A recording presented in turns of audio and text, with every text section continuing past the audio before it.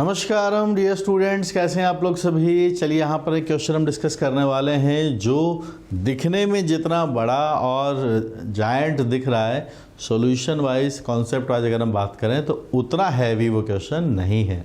डराया जा रहा है इस पर्टिकुलर क्वेश्चन के अंदर। तो चलिए पहले ये बात कर लेते हैं कि जब ये 2024 के अंदर 2024 के अंदर पेपर 2 के अंदर क्वेश्चन पूछा था तो एक्चुअल में कितने जेईई एस्पिरेंट्स थे जो जेईई एडवांस के लिए तो क्वालिफाइड थे, उन्होंने कैसा इस पर्टिकुलर क्वेश्चन को परफॉर्म किया था, पहले वो समझ लेते हैं। और वो बिहेवियर डिपेंडेंट है, ये कौन से सेक्शन के अंदर ये पूछा गया था।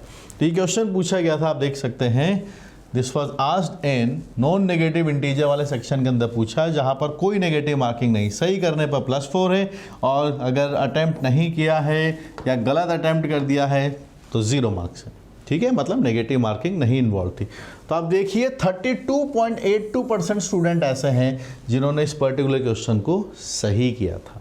वहीं पर आधे से ज़्यादा 52% ऐसे स्टूडेंट हैं जिनका ये क्वेश्चन गलत हुआ था। तो आप अपने आप को कहीं ना कहीं जज कर सकते हैं कि आप कहाँ लाई कर रहे हैं। और इतना ही देखिए, नेगेटिव मार्किंग नहीं है तब भी 15% स्टूडेंट है जिन्होंने क्वेश्चन को ट्राई ही नहीं किया। ठीक है, चलिए क्वेश्चन के ऊपर आते हैं और देखते हैं ये क्वेश्चन आपको कितना डरा रहा है।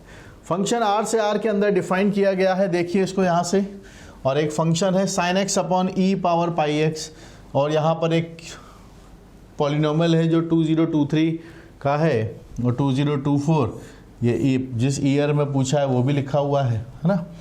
और यहाँ पर एक क्वाड्रेटिक है, यहाँ भी एक क्वाड्रेटिक है। पूछे हैं कि इसके नंबर ऑफ सॉल्यूशंस fx के कितने होंगे, इससे कितने सॉल्यूशंस होंगे इसके अंदर, ये आपसे पूछा जा रहा है। चलिए इसका एनालिसिस करने के लिए सबसे पहले हमने जो जो टर्म्स कॉमन है उनको एक साथ ले आते हैं। e to the power pi x आपके पास लिखा हुआ है, ये आपके पास लिखा हुआ है।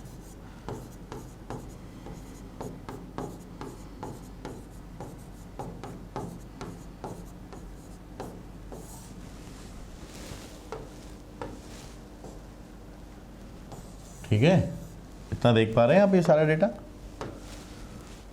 तो ये पूरा पॉलिनोमियल यहां आ गया। अब यहां sin x + 2 लिखा हुआ है, understood. e power pi x, ये क्वाड्रेटिक, यहाँ पर पूरा डेटा सेम लिखा हुआ। This is the question. अब हम चाहते हैं कि ये 0 हो जाए, वी आर लुकिंग फॉर कि ये 0 हो जाए। कब ये 0 हो सकता है उस बारे में बात कर लेते हैं। आइएगा देखिएगा कब कब 0 हो सकता है। sin x + 2 तो 0 होने से रहा, क्योंकि sin x की वैल्यू इससे फिर -2 आ जाए, ये तो 0 होने से रहा। इस क्वाड्रेटिक का तो ये तो हमेशा इट्स ऑलवेज पॉजिटिव, और वैसे भी 1/, में लिखा है, कोई मतलब नहीं है। e पावर पाई एक्स भी हमेशा कैसा है, पॉजिटिव है, इसका भी कोई मतलब नहीं है। तो अगर कोई 0 हो सकता है तो सिर्फ ये ऑड डिग्री का पॉलिनोमियल, इसके बारे में हम बात कर सकते हैं कि this can be only the expression which can be equal to 0। अभी कितनी बार 0 होगा वो बिहेवियर हमें अभी एनालिसिस करना है। ठीक है, तो इसका एनालिसिस हम कर लेते हैं। यहाँ पर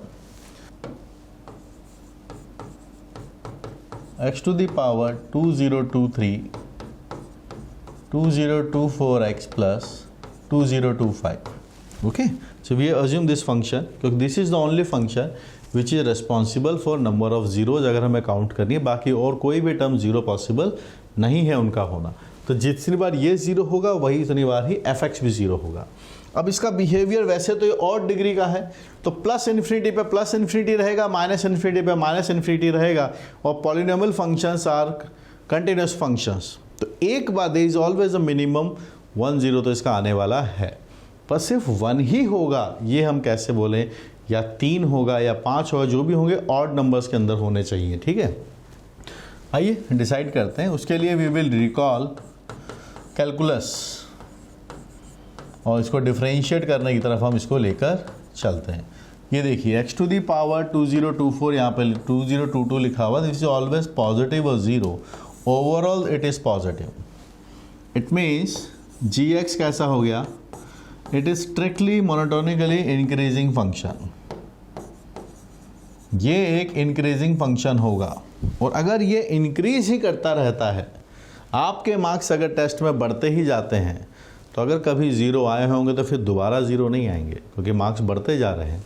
तो तो अगर हम इसको देखें तो if x tends to plus infinity gx is also leading towards the plus infinity and x tends to minus infinity gx is leading towards minus infinity.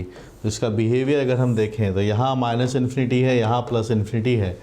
Zero पे डेटा देखेंगे तो पॉजिटिव आता है। कॉन्केविटी की हम यहाँ बात कर नहीं रहे, पर this going to cut single time, वो लगातार बढ़ता हुआ रहेगा। So they are asking for the number of solutions for this fx has to 0 is exactly 1, exactly 1 solution. सिर्फ एक सॉल्यूशन ऐसा होगा, ये हम श्योरिटी के साथ बोल सकते हैं। सो 1 इज द आंसर। तो आपने देखा कि इसके अंदर कितने बड़े बड़े टर्म्स यहाँ पर लिखे हुए थे, पर कुछ नहीं था एक्चुअल में, ओनली द इज 2023 वाला। तो पर जो स्टूडेंट ने रिगरसली इससे भी डिफ़िकल्ट क्वेश्चंस किए होंगे वही इस बात को अप्रिशिएट कर पाएगा कि finding the roots using the monotonicity को यूटिलाइज करते हुए सॉल्यूशन तक पहुंचना। तो ऐसी चीज़ों के लिए हमें और प्रैक्टिस की ज़रूरत होगी, क्योंकि ये क्वेश्चन तो आपके सीनियर्स के एग्ज़ाम में आया है।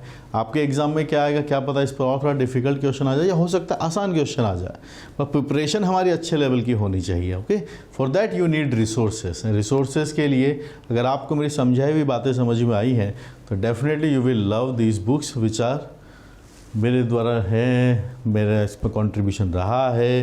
प्रॉब्लम सॉल्विंग बुक्स हैं, आप थ्योरी की तरह यूटिलाइज कर सकते हैं। All these books are solved solution के साथ हैं, ठीक है। तो इनको यूटिलाइज कीजिए। कैलकुलस है, अलजेब्रा है, ट्रिग्नोमेट्री है, कोऑर्डिनेट ज्योमेट्री है, बेस्ट यूटिलाइज कीजिए। अच्छे से आप सेल्फ स्टडी करके भी इनको पढ़ सकते हैं, ठीक है। अगर आपको एक बार मैथ्स समझ में आती है तो अच्छे अच्छे सवाल इसके अंदर दिए हुए हैं।